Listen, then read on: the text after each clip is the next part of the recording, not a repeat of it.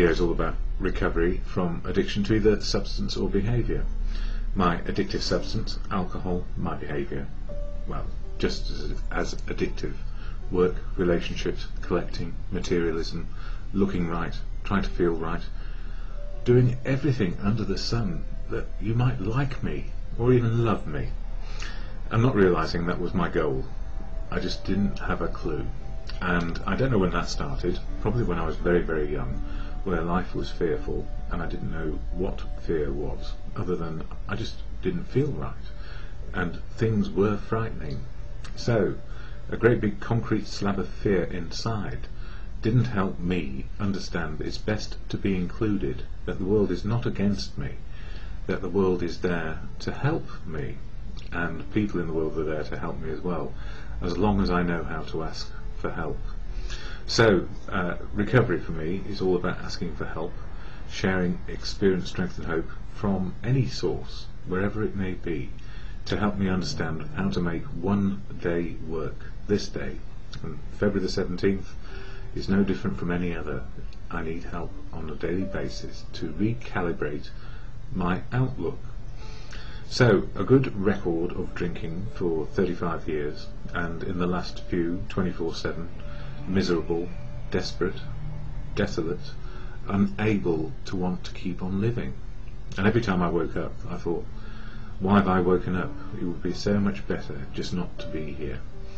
What a tragedy that would have been, to end it all and then never find that I could be happy some of the time, and I could be happy some of the time, and that life is a mixture of both.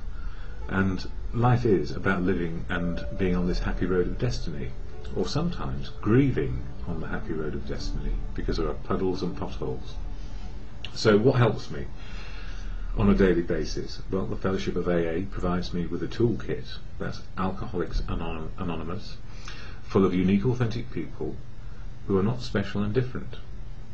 They have one similarity, and I'll share that in the AA preamble, which is on this handy little card, and available from any good AA meeting who have the money for literature, and sometimes we don't, because it'll explain as I go. But the AA statement of intent or preamble is shared at every meeting, and I share it here to remind me what it's all about. Alcoholics Anonymous is a fellowship of men and women who share their experience, strength and hope with each other, that they may solve their common problem and help others to recover from alcoholism. The only requirement for membership is a desire to stop drinking. There are no dues or fees for AA membership. We are self-supporting through our own contributions. AA is not allied with any sect, denomination, politics, organisation or institution, does not wish to engage in any controversy, neither endorses nor opposes any causes. Our primary purpose is to stay sober and help other alcoholics to achieve sobriety. So only one requirement, a desire to stop drinking. That's simple as that. And for me it turned out to be the other things like behaviour. Stop being a workaholic, stop being desperate to have a relationship or another relationship so I might feel right, or collect things, or live in a big house. I lost a lot, and I'm glad I did, in a funny sort of way, because I needed to start afresh with a new pair of eyes, a new outlook, and I've now found I need that on a daily basis. So the gift for me, and then sharing the message of experience, strength and hope as best we can, wherever we can, in a way which is appropriate to us as individuals, being unique and authentic, and following a path of sober living. Simple as that. But it's not easy, so the reason why I do these videos is for people who can't get to meetings of AA, or just have an interest in what it might be to be sober. And for me it's great. I've been alive long enough, and this is the funny irony of life. If we live long enough, we start to get other things which cause decay. One of mine is type 1 diabetes, caused by a virus, and another is being properly diagnosed with clinical depression. So for type 1 diabetes I get professional help, for clinical depression I get professional help. And what do I want for sobriety? I need, for me, fellowship. But there are other ways, and everybody has their own outlook and finds their own path. But what I found is always, as humans, we are better included, learning how to love ourselves and to be able to love other people, not be selfish, and be a part of life, being useful in some way. So, sounds simple, but we're complicated people. And I share some quotes which I researched, which might sort of fit in with recovery. And problem to solution was what I was thinking about this morning. And then I'll share something from the AA literature as well. So, problem to solution, Edward Hodnett. A good problem statement often includes what is known, what is unknown, and what is sought. And I've added, I knew I was being driven mad. I didn't know why. I asked for help in a moment of clarity. I cannot do life well on my own, and fellowship for me is the key. And other ones, if all our misfortunes were laid in one common heap, which everyone must take an equal portion, most people will be content to take their own and depart. So in other words, there are people with bigger problems than ours often. And G.K. Chesterton, it isn't that they can't see the solution, it's that they can't see the problem. And that was me. I was being driven mad, I didn't know why. And I didn't know what the solution was. I needed help. And here's another one, Jiddu Krishnamurti. If we can really understand the problem, the answer will come out of it, because the answer is not separate from the problem. So in other words, we are a complete set of problems and solutions. We need to embrace both and not deny either the problem or the solution. And it's all about action. And Ralph Bunche, you cannot surmount the obstacles in your path if you are determined, courageous and hard-working. Never be faint-hearted. Be resolute, but never bitter. Permit no one to dissuade you from pursuing your goals you set for yourselves. Do not fear to pioneer, to venture down new paths of endeavour. And that's very much like Desiderata and Max Ehrmann. The art of living lies in eliminating our troubles, than in growing with them. Bernard M. Baruch.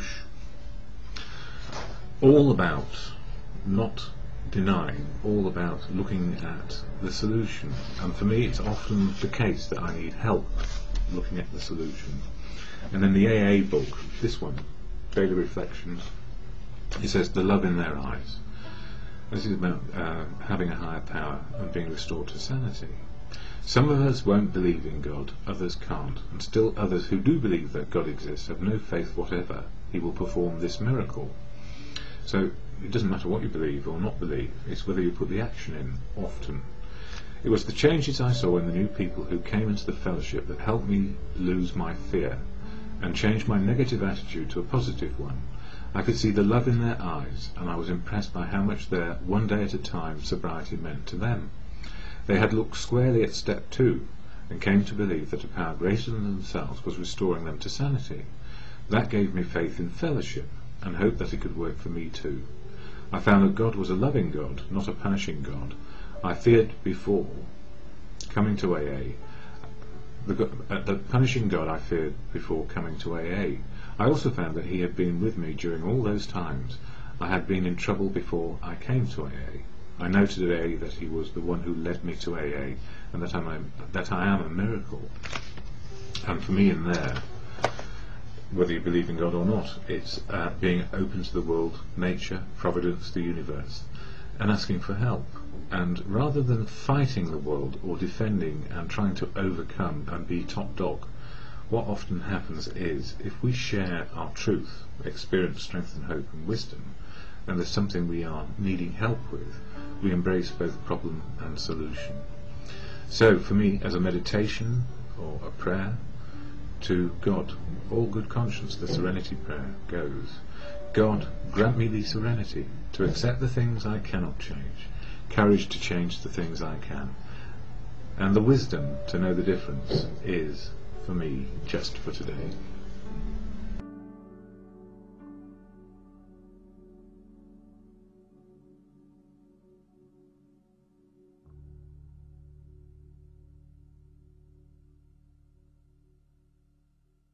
Substance, alcohol, my behaviour, trying to be perfect, trying to fit in wherever I could, and never really fitting in or being perfect, ever. And I've come to understand that it's better to be imperfectly perfect, the way we are today, that we have room for growth, room for change, room for some things to happen. And I'm part of the Fellowship of Alcoholics Anonymous. I'm just an ordinary fellow in it. I don't speak for AA, but I do speak intensively and extensively about how the fellowship helps me on a daily basis, and that's in the form of meetings, literature, the actual people who live and breathe the program of recovery. And for as many people there are on the planet in recovery, there are as many ways to be in recovery. We remain unique, authentic people always, getting our freedom to make choices in the moment of now. So the key for me in all of this, we go to people who are in recovery and utilise the fellowship. We are in recovery one day at a time, and we are unique, authentic. We have a similarity, a desire to drink, and when I go to meetings this preamble is shared, and it goes like this. Alcoholics Anonymous is a fellowship of men and women who share their experience, strength and hope with each other, that they may solve their common problem and help others to recover from alcoholism. The only requirement for membership is a desire to stop drinking. There are no dues or fees for AA membership. We are self-supporting through our own contributions. AA is not allied with any sect, denomination, politics, organisation or institution. It does not wish to engage in any controversy, neither endorses nor opposes any causes. Our primary purpose is to stay sober and help other alcoholics to achieve sobriety. And I talk about my experience, strength and hope from my life experience, my past and my present. And the same goes for anybody who's in fellowship. We are utilising our experience. We are looking at our courage, faith and confidence on a daily basis to make this one day as best it can be. And serenity for me is not having a good day where everything is joyful. Serenity is actually understanding the difference between joy and sadness, and the acceptance of what I can change and what I can't, and gaining that wisdom. So the gift for me in fellowship is to be alive one more day. And at the moment my life is difficult and complicated. I've come out of a relationship. I've had to face some hard truths about my type 1 diabetes and the peripheral things, which are quite serious conditions which I need to take account of and work with, and also have clinical depression and how that impacts on my life, and how I can get onto that normal playing field where recovery is possible with enough of my wits working a day at a time. So life is scratchy, hard. One moment it's up, one moment it's down, and I need to understand that I am human and I have some changes happening in my life. So, as they say, no steps, no change. And in the program of AA we have 12 steps of action to take, not all at the same time. We need to learn the steps and experience life to make these steps of action work. And it's all about living to the good of good living, or good life and good conscience. And some people rely on God as part of their program, and some people rely on God and truth, or just say truth, or they believe in whatever they believe to be a higher power. But the most important thing is we don't think we're it. And I don't talk about it enough. This book, the big blue book, has all sorts of references to what is important in recovery. And on page 62 in the 4th edition, yes, it says here, page 62, selfishness, self-centeredness, that we think is the root of our troubles. Driven by 100 forms of fear, self-delusion, self-seeking and self-pity, we step on the toes of our fellows and they retaliate. Sometimes they hurt us, seemingly without provocation, but we invariably find that at some point in the past we have made decisions based on self, which later placed us in a position to be hurt. So our troubles, we think, are basically of our own making. They arise out of ourselves, and the alcoholic is an extreme example of self-will run riot, though he usually doesn't think so. Yeah, that sounds familiar. Above everything, we alcoholics must be rid of this selfishness. We must, or it will kill us. God makes that possible, or in my case, God is truth for me. I hesitated there because I would not want to undermine anybody else's personal belief, faith.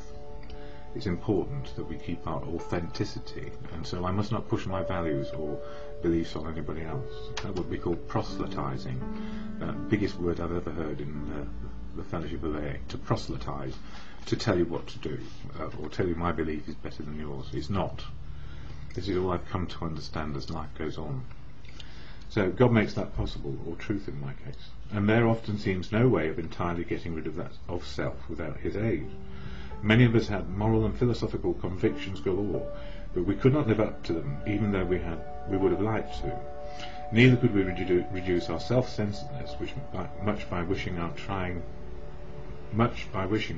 our own power. We had to leave.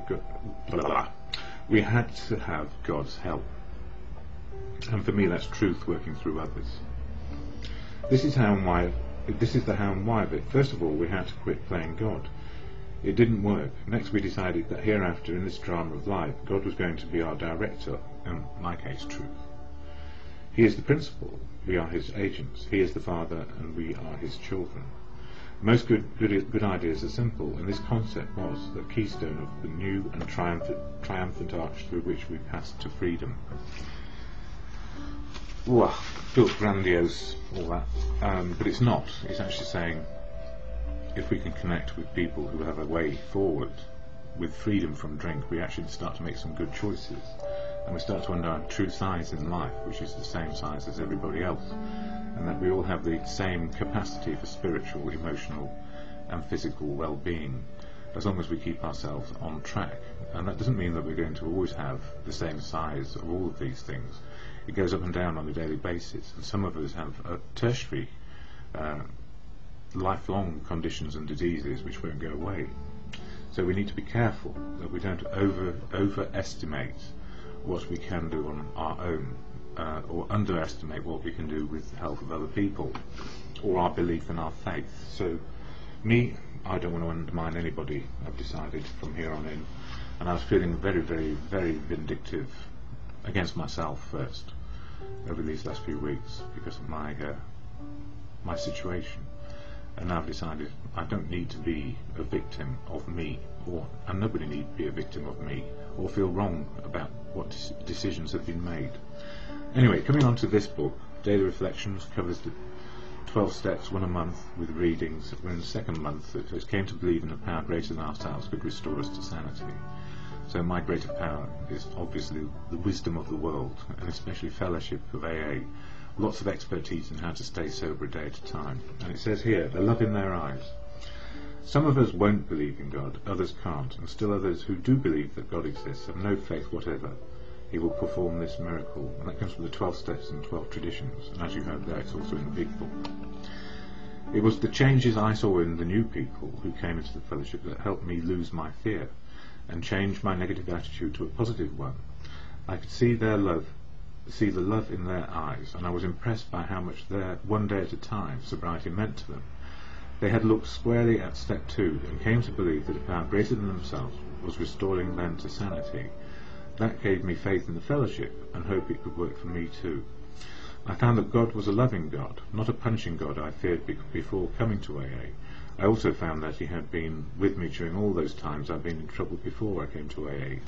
I know today that he was the one who led me to AA, and that I am a miracle. Well, actually the miracle for me is that anybody gets to AA at all. Because, you know, given our natural preponderance to drink ourselves to death, that's what normally happens. And so when we look at statistics about recovery, you know, if it's 1% of the population who actually make it through to recovery of some sort, and maybe the fellowship had a hand in that too, well, we are the lucky ones. And it's not a failure of the fellowship, it's a failure of mankind to understand what the malady is. So when we hear statistics bandied about who's up and who's down, whether it's a success or failure, it's actually a failure of misunderstanding. And that if you try to get a statistic, there is a saying, lies, damn lies, and statistics. Serenity, God grant me the serenity to accept the things I cannot change, courage to have changed the things I can, and the wisdom to have, and the wisdom to know the difference. More later.